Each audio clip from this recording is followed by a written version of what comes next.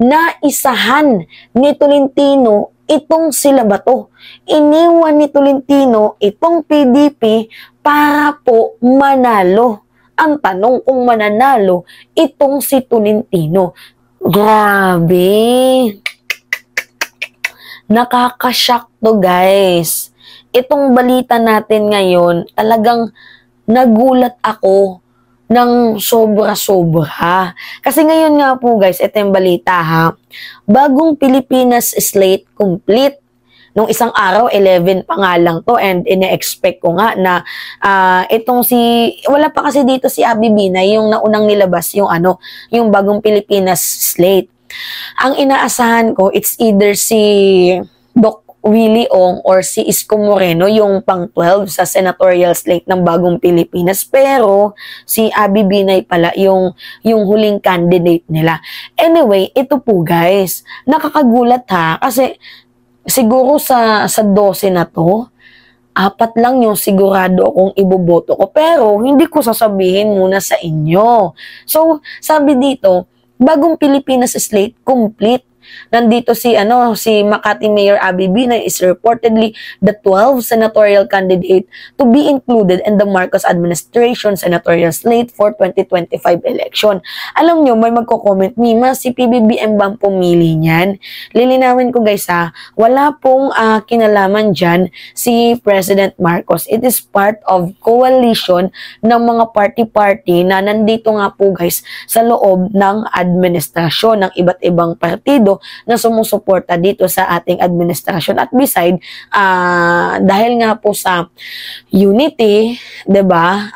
Tatanggapin itong mga taong 'to ng ating administrasyon. Ngayon, yung punto kasi natin dito, guys, hindi ko mawari na bakit hindi man, ewan ko ha, kung mayroong nangyaring tawag dito, pagsasalin, alam nyo, sa mga taong ito, sa dosing ito. Dahil hindi ko talaga lubos maisip na bakit nandito si Lito Lapid at si Tolentino. Ba't nandito yung dalawang yan? Unang-una, itong si Lito Lapid, may issue sa Pogo, may issue yung pabahay niya sa mga teacher na sinayang yung pondo, at beside, artista na ghost. 'Di ba? So, hindi ko mawari bakit nandito sa senatorial slate ni PBBM ng Bagong Pilipinas itong si Lito Lapid. Natatakot ako sa part na baka ito yung makasira sa ating administrasyon, itong dalawang pangalan na to, or else baka after ng election ang gagawin nila is mangtotrol. 'Di ba? After ng election, may mga kandidato kasi dito guys na aminin natin, mga political butterfly na nakikisabay lang sa kalakasan ng pangalan, especially don't forget itong si Tolentino, na itong si Tolentino is nandito sa sa PDP laban. Tingnan nyo, Duterte-led PDP endorses Francis Tolentino, Bato de la Rosa, Bongo, Philip Salvador in senator in 2025 election. Nandyan po guys itong si Tolentino sa PDP laban. Tapos makikita natin nasa slate na siya ng Bagong Pilipinas. Ganun po kabalimbing itong si Tolentino. Kumbaga, naisahan po ni Francis Tolentino itong sila Bato, sila Go. Sa madaling sabi, naisahan ni Tolentino itong sila Bato.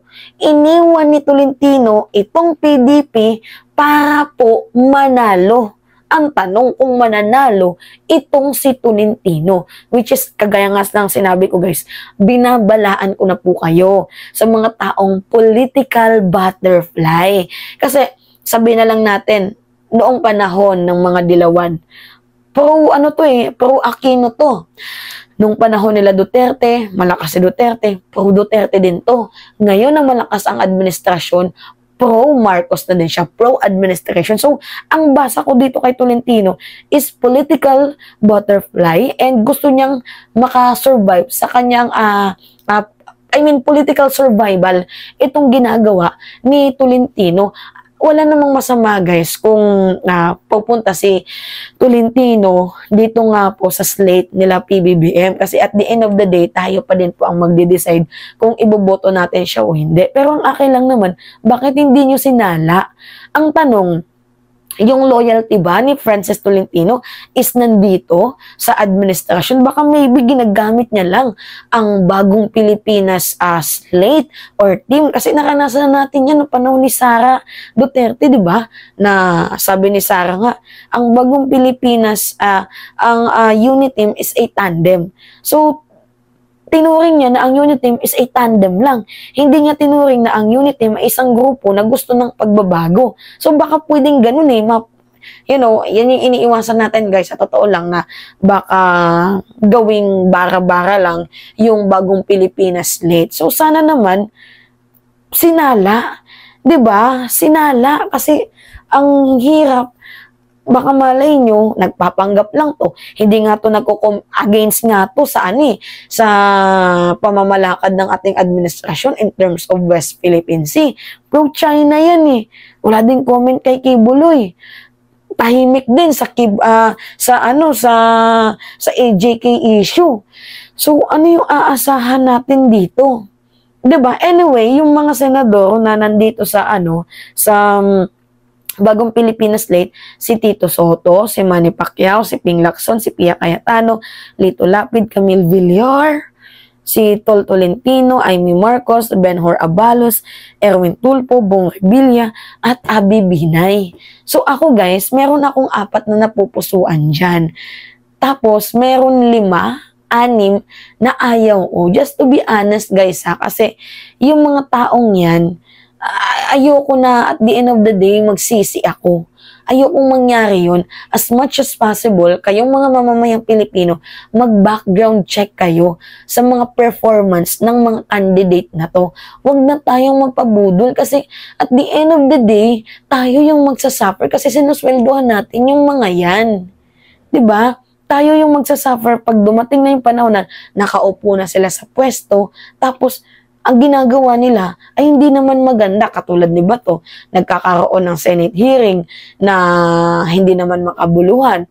Si Padilla na flower pot lang dyan sa Senado. Kumbaga, sinusweldohan natin sila pero yung quality ng services nila, hindi nila inaayos. Yan po yung iniiwasan natin. Kaya as much as possible, mga kababayan, piliin nyo yung deserving na senator sa 2025 para nang hindi po tayo magsisi. Yung may maitutulong dito sa ating administrasyon, sa pagpapaganda ng ating bayan, yung hindi po kumukontra sa ginagawang maganda na pamamalakad ng ating presidente. Anyway, kayo pa din, nasa kamay nyo pa din at the end of the day, yung future ng ating bayan. So be wise. Huwag kayong yung Pilipinong class D, yung di porket may pera yung isang senador, ox na. Huwag kayong masilaw sa pera. Kung magbigay, tanggapin nyo na lang, pero iboto nyo yung nasa puso ninyo. Anyway, yun lamang po guys. It's me again, si Mima Alicia nyo, at nagbabalik ulit para sa ating panibagong video.